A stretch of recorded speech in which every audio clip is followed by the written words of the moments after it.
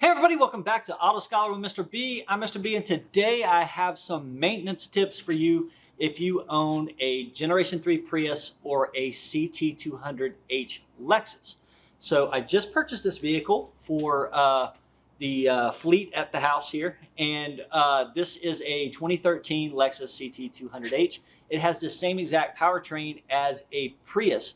So if you have a Gen 3 Prius, then this is going to also apply to you as well. It's the same engine, same transmission, same inverter, same everything. So when I bought the vehicle, you know, I've been on some forums and stuff like that, and I see a lot of people are a little afraid of these cars just simply because they're high voltage vehicles. As long as you respect the vehicle and that it is a high voltage vehicle and not go poking around where you don't need to be, then anything I teach you in this video, you should be able to do if you own one of these cars, no matter your mechanical ability. So this car I got, it's in really good shape. There's absolutely nothing wrong with it.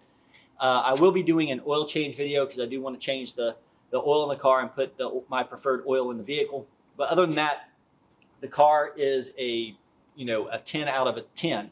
So what I'm going to do is I'm going to pan all this stuff around and we'll look underneath the hood, and I'm going to show you what all the systems are, where they live on the car, and of course how to check all your fluids underneath the hood.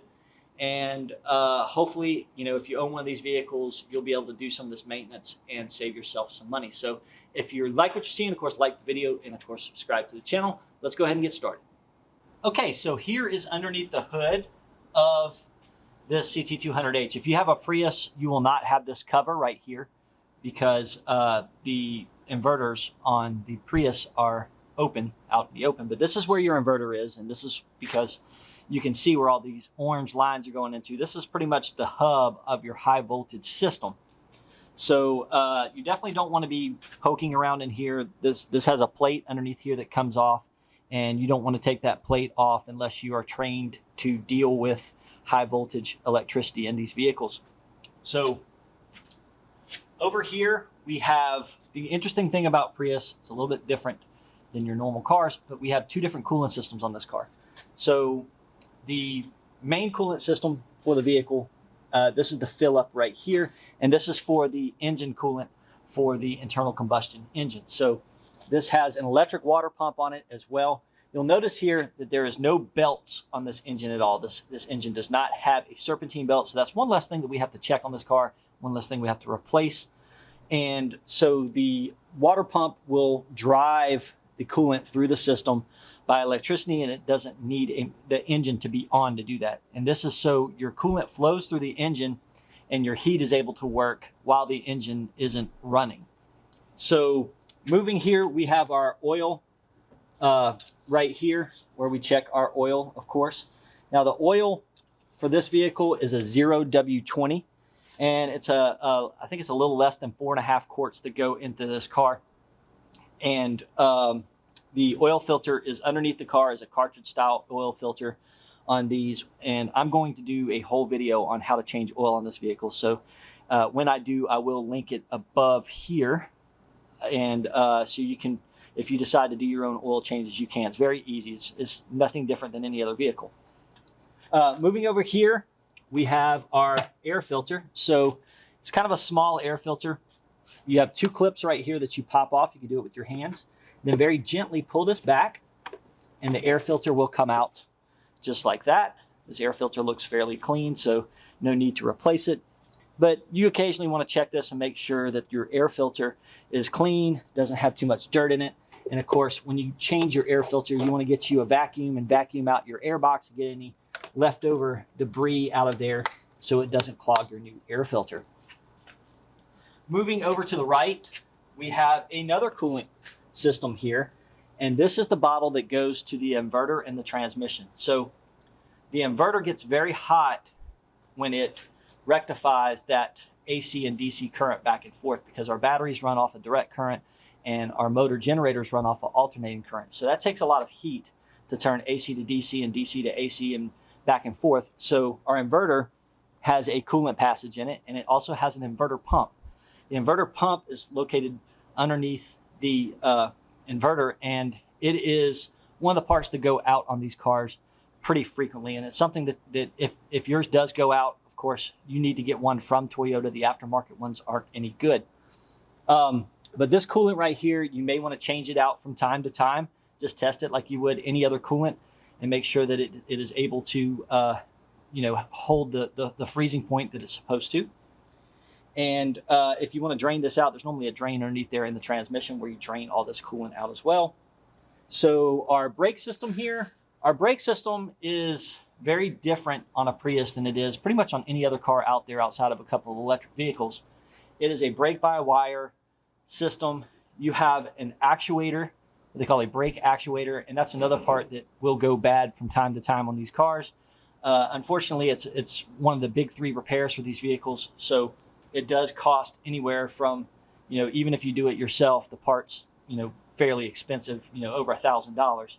And so to protect this very expensive part of the car, you will need to, about every 2 to 3 years, depending on condition, get your brake system flushed out. And this is something that, unless you're a tech with a tech stream and you have the ability to do this yourself, it's something that really you would pay someone else to do. It's not normally that expensive, normally under $200 to get the brake fluid replaced in these cars. But it's just another thing you have to check. The more you flush the brake system, the more healthy that your actuator will be, and the less chance you'll have to replace that very expensive part. So moving along, really the only other fluid that we have under here is your washer fluid, which we fill up right here. And just use a high quality washer fluid. I use the Rain-X type. It works wonderful. We do have a couple of items of interest for the rear of the vehicle that we want to talk about as well. And this is more of your, flat tire, bad battery type problems that you may, encounter if you have the car. And also I want to show you where the electrical shutoff is for this vehicle. So I'm gonna roll this cargo mat up and pull this up here. Now you'll have this compartment. It may have a couple things in it. We just want to go ahead and pull this out. And so if you have a flat tire or something like that, you'll have to do this.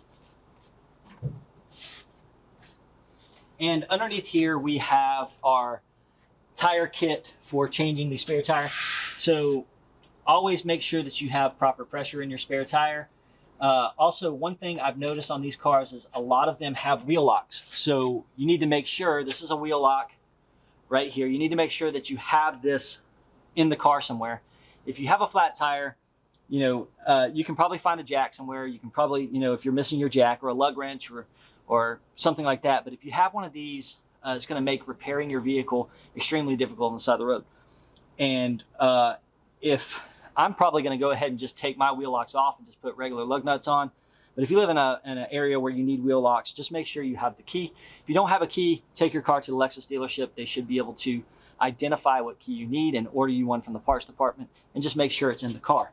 So we have our jack, our lug wrench. This is a tow hook right here.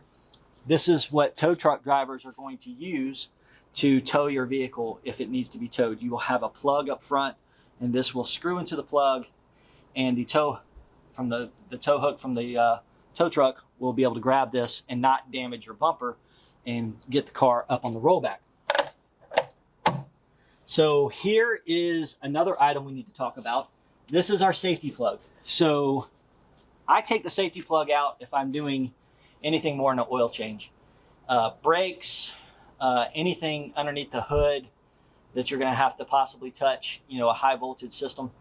And a lot of people don't understand how this works. So I'm going to go ahead and zoom in and show you exactly how to take this thing out and put this thing back in. Okay, so you actually have two actions you have to perform to pull this out. So the first action is going to be to slide it this way.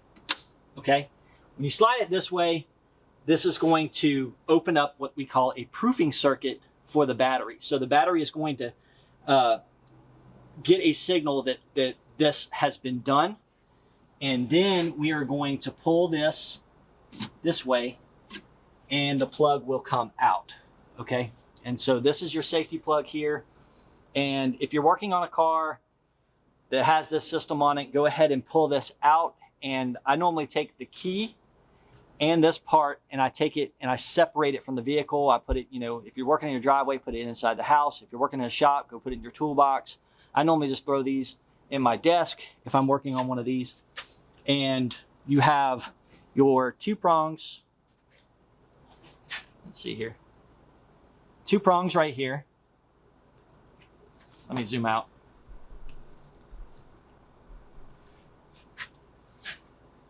You have 2 prongs. This is what contacts the battery, and then that 1 prong right there is what contacts the proofing circuit that lets the car know that somebody's inside the system, so not to drop the contactors down and energize the vehicle.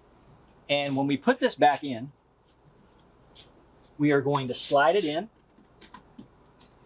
and we're going to push this in. Now, there's one more step, and a lot of people forget this step, and the car won't run, and they'll get a code. So you have to click this like that. Okay, the car will not run, the system will not energize if that plug is not clicked over. Okay, so if you're getting a code, getting a problem, make sure that proofing plug is been clicked over to the right. Okay, so one other thing I want to talk about is the 12-volt battery. 12-volt battery lives right here. You have a panel that has to come off right here. This just pulls off. It's got clips right there. And then you have a plastic cover right here, and there is a hand screw right here. This little plastic screw right here is going to cover the screw where that goes, and then you should be able to pull this up, and your battery is going to be down there in the corner. So this is the 12-volt battery. This is an AGM battery. So these batteries are special. You can't just put a regular battery in these cars. And these batteries are normally expensive. The cheapest I've really seen are about $250 for these batteries, but they do cause a lot of problems when they go bad. Even though we have this huge traction battery back here, we still need our 12-volt battery for our car to operate properly. Okay, so hopefully you found something useful in this video that'll help you maintain and properly care for your car.